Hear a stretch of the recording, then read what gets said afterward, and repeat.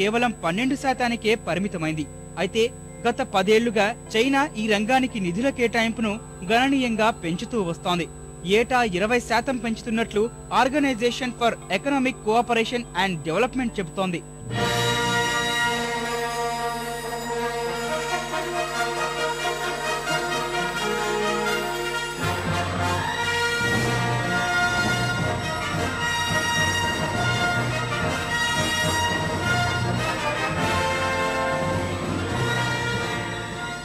ఈ ఏడాది మొత్తం 30 ఉపగ్రహాలను తయారీ చేస్తామని చైనా అంతరిక్ష పరిశోధనా కేంద్రం చెబుతోంది. గతేడాది ఉపగ్రహాలను అధిక సంఖ్యలో అంతరిక్షంలోకి పంపిన దేశాల జాబితాలో రష్యా తొలి స్థానంలో ఉండగా చైనా 2వ స్థానంలో నిలిచింది. 2020 నాటికి అంతరిక్ష కేంద్రాన్ని నిర్మించే పనిలో చైనా ఇప్పటికే తలమునకలైంది. షెంజూ 9 స్పేస్ క్రాఫ్ట్ లో 13 రోజుల పాటు మిషన్ ను పూర్తి చేసి విజయవంతంగా భూమి మీదికి చేరుకున్నారు. ఈ ప్రయోగంలో చైనా తొలిసారిగా ఒక మహిళను పంపించడం విశేషం. పూర్తి స్వదేశీ పరిజ్ఞానంతో అంతరిక్ష ప్రయోగాల్లో చైనా దూసుకెళ్తోంది. 它后续跟看似好像很简单，其实一点不简单。分离，推板分离。 ఇదిలా ఉంటే అంతరిక్ష ప్రయోగాలకు అమెరికా కేటాయింపులు గణనీయంగా తగ్గుతున్నాయి. జాతీయ బడ్జెట్లో సాంకేతిక రంగానికి పెట్టే ఖర్చు తగ్గుతోంది. సాంకేతిక ఆవిష్కరణ ద్వారా విస్తృత ఆర్థిక ప్రయోజనాలుంటాయని, అందుకు కేటాయింపులు అనుకూలంగా ఉంటే అనుకున్న లక్ష్యాలను చేరుకోవచ్చన్నది అమెరికా శాస్త్రవేత్తల అభిప్రాయం. కొత్త ఆవిష్కరణలతో పాటే ఉద్యోగాల సృష్టి జరుగుతుందన్నది వారి వాదన. 1969లో చంద్రుడిపై అడుగుపెట్టిన ఆల్డ్రిన్ అయితే అమెరికా ప్రభుత్వానికి ఘాటు లేఖలే సంధించాడు. చైనా రూపంలో భారీ సవాళ్లు ఎదురవబోతున్నాయని, దాన్ని అధిగమించేలా చర్యలుండాలన్నది ఆయన సూచన. అంతర్జాతీయ రుణ సంక్షోభం, అధ్యక్ష ఎన్నికల హడావిడి ఇలా అన్ని ప్రభావం చూపుతున్న తరుణంలో ఆల్డ్రిన్ లేఖ ప్రాధాన్యం సంతరించుకుంది. నాసాకు ఇప్పటికే హామీ ఇచ్చిన విధంగా సాయం చెయ్యాలని కోరారు.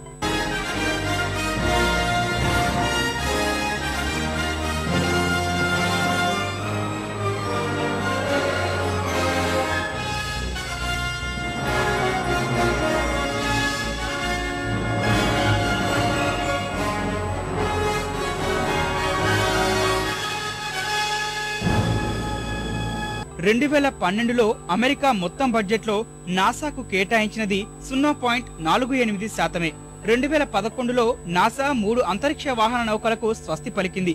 అప్పటి నుంచి మానవ సహిత అంతరిక్ష యానంపై తీవ్ర ప్రభావమే పడింది. అమెరికా వ్యోమగాములు అంతర్జాతీయ అంతరిక్ష పరిశోధన కేంద్రానికి వెళ్లాలంటే రష్యన్ సోయజ్ స్పేస్ క్రాఫ్ట్ పైనే ఆధారపడుతున్నారు.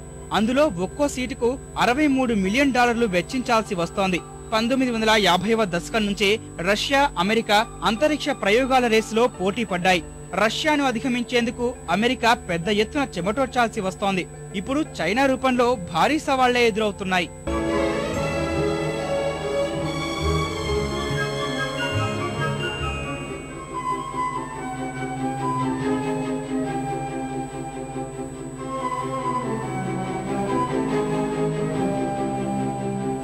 అంతరిక్ష ప్రయోగాలకు చైనా ఎంత మొత్తంలో నిధులు కేటాయిస్తుందో సరైన వివరాలు ఎక్కడా లేవు. అయితే అంచనాలు మాత్రం ఉన్నాయి. 2012లో 5 బిలియన్ల కంటే ఎక్కువ ఉండొచ్చన్నది ఒక అభిప్రాయం. చైనా అంతరిక్ష కార్యక్రమం చాలా ఖచ్చితంగా ప్రణాళికాబద్ధంగా కొనసాగుతూ వచ్చింది. 40 ఏళ్లుగా శాస్త్ర సాంకేతిక రంగంలో అభివృద్ధి సాధించేందుకు కృషి చేస్తూనే ఉంది. గత దశాబ్దంలో పలు విజయాలు చైనాకు మరింత ఉత్సాహాన్నిచ్చాయని చెప్పవచ్చు.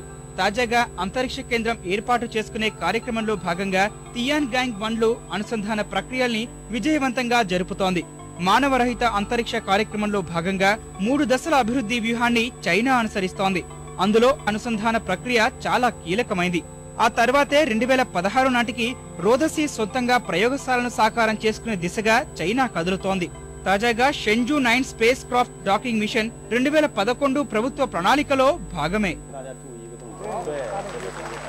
返回舱着陆。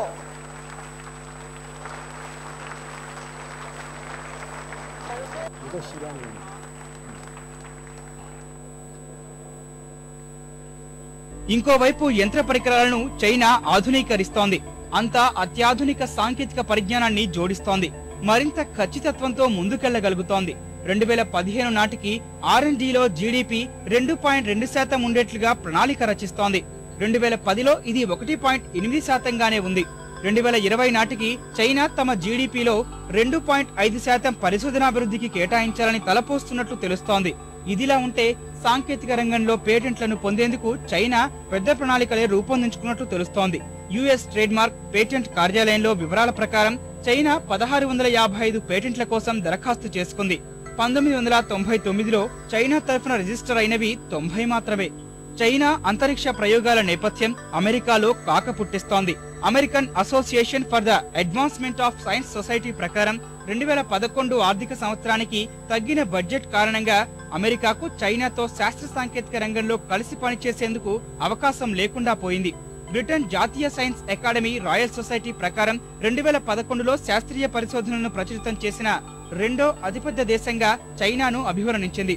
ఈ విషయంలో చైనా అమెరికాను దాటేయడానికి మరెన్నో రోజులు లేవని రాయల్ సొసైటీ అభిప్రాయపడింది. 1998లో ప్రారంభించిన అంతర్జాతీయ అంతరిక్ష కేంద్రంలో సాంకేతిక పరిజ్ఞానాన్ని దొంగలిస్తోందన్న కారణంగా బీజింగ్ ను దూరంగా ఉంచింది అమెరికా. ఇప్పుడు చైనా అంతరిక్షంలో తనకంటూ ప్రత్యేకమైన స్పేస్ స్టేషన్ ను ఏర్పాటు చేసుకోవాలని నిర్ణయించుకుంది. 2020 నాటికి తియాంగాంగ్ 1 రూపకల్పనలో ఇప్పటికే కీలక మైలురాళ్లు అధిగమించింది. తియాంగాంగ్ అంటే స్వర్గలోకపు భవంతి అని అర్థం. ఈ ప్రయోగాలన్నీ అమెరికాను తీవ్రంగా ఆలోచింపచేస్తున్నాయి. చైనా ఒక్క అంతరిక్ష ప్రయోగాల్లోనే కాదు, అన్ని రంగాల్లోనూ సర్వతోముఖాభివృద్ధిలో దూసుకెళ్తోంది. ఎవరికీ సాధ్యం కాని పనులు అక్కడ జరుగుతున్నాయి. సూపర్ కంప్యూటర్ల దగ్గర నుంచి వేగవంతమైన రైలు, సముద్ర వంతెన, భారీ ప్రాజెక్టులు ఊపిరిపోసుకుంటున్నాయి.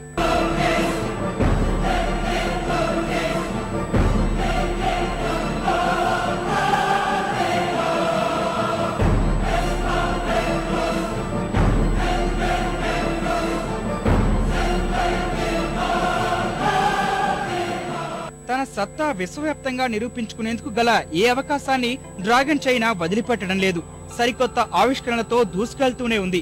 సోవియట్ యూనియన్ విచ్ఛిన్నం తర్వాత సాంకేతిక విప్లవంలో ముందుంటూ వస్తున్న అగ్రరాజ్యం అమెరికా ఇప్పుడు ఈ పోటీలో వెనుకబడక తప్పటం లేదు. తిరుగులేని శక్తిగా ఎదిగిన చైనా ఇప్పటికే మచ్చుకు కొన్ని అత్యాధునిక సాంకేతికతలను ప్రపంచానికి చూపింది. మొత్తంగా సాంకేతికత విప్లవాల్లో వెనుకపడిపోతున్నామనే భావన అమెరికా అధ్యక్షుడి దగ్గర నుంచి శాస్త్రవేత్తల దాకా ఆవరించింది. అందుకే మాట మాట్లాడితే స్పుత్నిక్ మూవ్మెంట్ మంత్రాన్ని జపిస్తున్నారు అమెరికన్ పెద్దలు. సోవియట్ యూనియన్ రోదసీ పరిశోధనలో భాగంగా తొలిసారి స్పుత్నిక్ ఉపగ్రహాన్ని ప్రయోగించినప్పుడు అమెరికా వెంటనే రంగంలోకి దిగి అంతరిక్ష పోటీ మొదలుపెట్టింది. ఇప్పుడు చైనా ఆధిక్యాన్ని అడ్డుకోవడానికి అలాంటి స్ఫూర్తితో పనిచేయాలన్నదే స్పుత్నిక్ మూవ్మెంట్ జపం అర్థం. సాంకేతికాభివృద్ధిలో గత దశాబ్ద కాలంగా చైనా చూపిస్తున్న ఫలితాలు అదరహో అనిపిస్తున్నాయి. పర్యావరణానుకూల సాంకేతిక పరిజ్ఞాన అభివృద్ధి అంశంలో మునుపెన్నడూ లేనంత విప్లవాత్మక సాంకేతికతను చైనా అందిపుచ్చుకుంటోంది. లక్ష్యాలు నిర్దేశించుకొని సకాలంలో ఫలితాలు సాధిస్తోంది. సాంకేతిక పరిజ్ఞాన వృద్ధి విషయంలో అమెరికాను చాలా అంశాల్లో ఎప్పుడో దాటేసిన చైనా మరిన్ని నూతన ఆవిష్కరణల కోసం తన ప్రయత్నాలు కొనసాగిస్తోంది.